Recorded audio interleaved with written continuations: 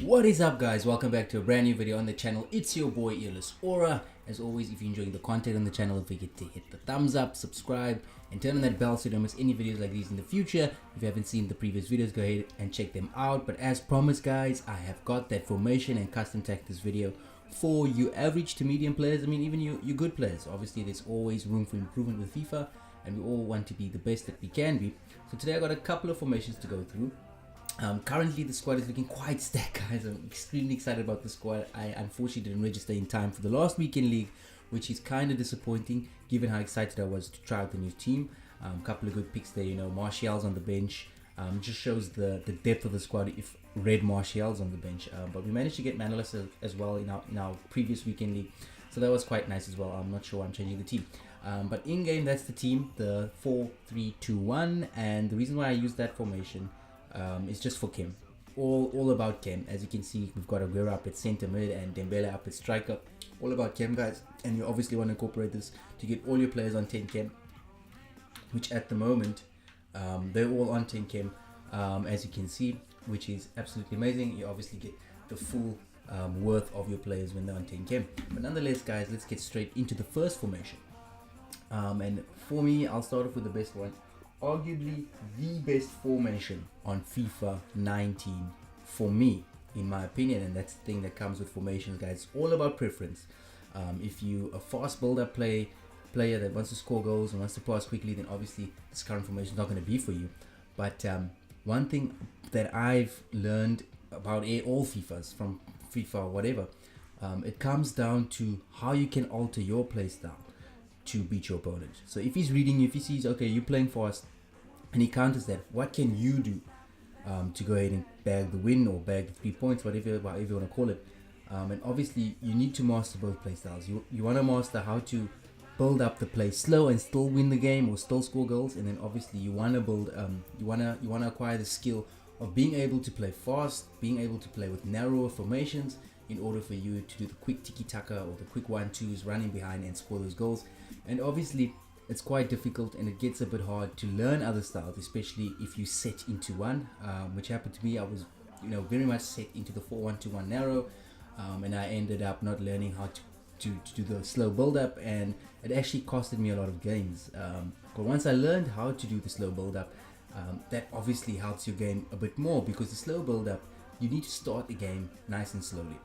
A lot of guys started off fast. They go up 2-3 goals.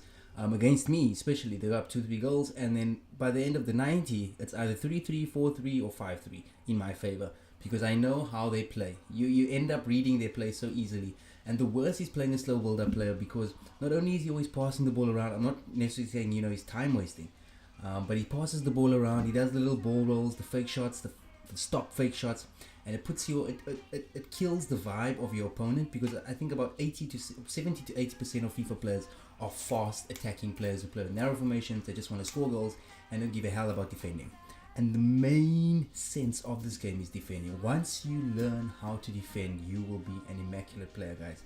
We'll have a tutorial coming up about defending. I've got a couple of hacks, in all honesty, but AI defending is quite OP this year. Still, you need to know how to play a switch. You need to know when to play a switch, and obviously how to cover your team all around the park. So first formation, apologies for taking that long. This is my favorite formation, the best formation for me, and it fits my playstyle, and it is the 4-2-3-1 defensive. So I'll show you guys in game how it looks, if it allows me to. Well, it doesn't allow me to right now, but anyway, let's go and get it anyway. So I use the 4-2-3-1 bracket 2, which is it's the best formation for me, guys. I prefer it over the normal 4-2-3-1, and the reason for this is this narrow formation. It's not as narrow in game. Obviously the cams where Hazard is and where Dybala is are quite wide, but I feel this formation is for star-studded teams. Your Ronaldos, your Neymars, your Vieiras, your Cruyffs, those type of teams, and you just don't get the full value of this formation when using an average to good squad, or anything lower than average, maybe a 30 or 50k team. Then there's some guys who absolutely master this formation and can play it with any players. I can personally only play with this when I've got a stacked team closer to the end of the year. As it is now, I've got a good team. Some of you guys will probably say he's got an outstanding team. I've got a good team compared to what we come up against, or compared to what I come up against in FUT Champs. There's a lot of teams that's far better than my squad, and I say far better because obviously Matic is there, Vieira is miles better, Dybala's there, Cruyff is miles better, Dembele is there, Pogba is obviously 400,000 coins miles better. So my team does need improvement, and the reason I use the 4-2-3-1 is because obviously there's two center defensive mids, but then again, let's just go ahead and how we do it in game. Then again, the width of the wingers still gives me a lot of space to do what I can, hurt the opponent, because as we know, crossing has been absolutely outstanding on this current FIFA, this current meta, and I love to have my wingers bombing down the wings. So I'll go straight into custom tactics for you guys. Sorry guys. So formations, it's 4-2-3-1 bracket 2. You still got your cam, you still got your wingers, and you still got 2 CDMs, which is absolutely vital in this current FIFA. No jokes, you need 2 CDMs if you don't know how to defend. I leave my striker unbalanced, reason being is he's far forward. Remember the cams from the normal 4-2-3-1 are not there. It's only Dybala up there, the only cam you have, and the wingers are quite wide. So I leave Aguero unbalanced, or whatever striker it would be, so that he can come and fetch the ball if Dybala needs, someone there. Because what happens is Dybala gets the ball on the halfway line and Aguero starts bombing forward. And because my wingers are so wide, and because you'll see in a minute what I have on them, makes it hard to put your striker on getting behind. So Dybala I've got on stay on the edge, stay on edge of box for cross. Reason being obviously is for finesse shots, and obviously Dybala is a beast when it comes to finesse shots and dribbling.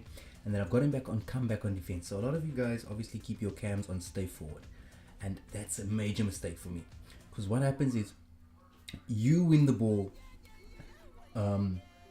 with your centre backs in your box, and you look up and Matic and Dembele is covering the wings, because that's actually an option. Obviously in here I've got mine on cover center for this exact reason. So you've got them on cover wings, which is default. They've obviously, Matic will be closer to Alexandro and Dembele closer to Valencia, so the middle of the park is fairly open. There's no options because you've got your current cam, which is Dybala, on stay forward. How do you get the ball to Dybala? You can't just ping one up to him, because physically he's not the best, unless you've got like a Milinkovic-Savic. Then by all means you pop it over to him and he can obviously control it. So I've got him on comeback on defense, because when I win the ball back with my centre backs, and in case my CDMs are not there to carry the ball forward for me, I can quickly pop it to Dybala and he can either look left or right for Lucas, or Hazard in front of him for Aguero.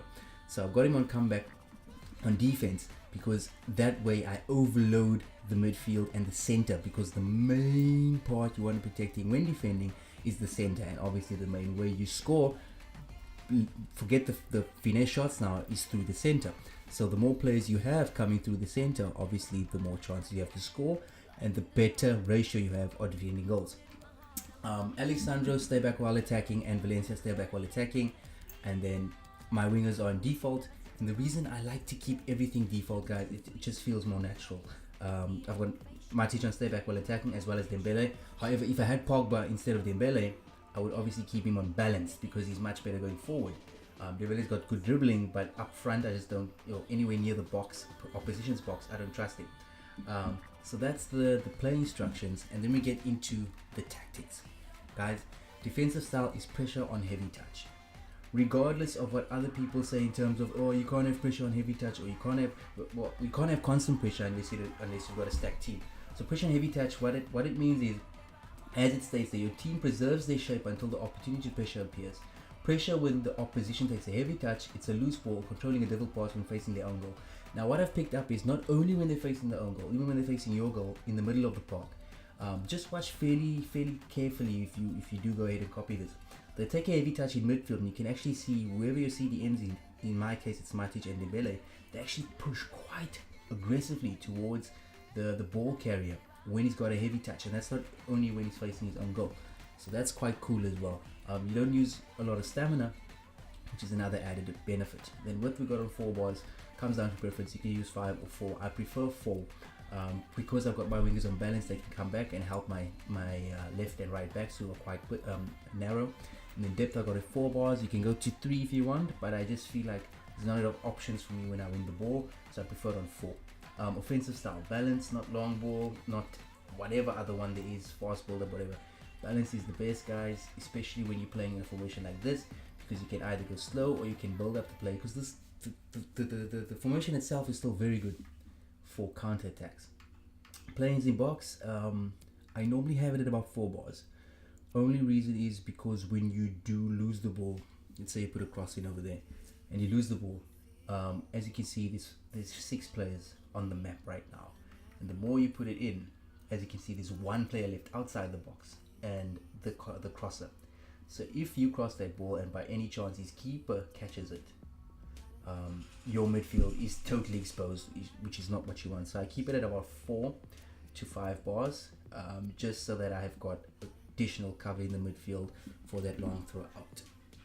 So they're custom tactics, guys, and that is the best formation for me in the current meta, and going forward in terms of whatever team you have, whether it's a cheap team, a normal medium to average team, or an absolutely stacked team. Definitely try the formation out and let me know what you think. And yeah, it's Earless Aura. Don't forget to smash the like button, hit that sub button, and turn those bells on, guys. Peace.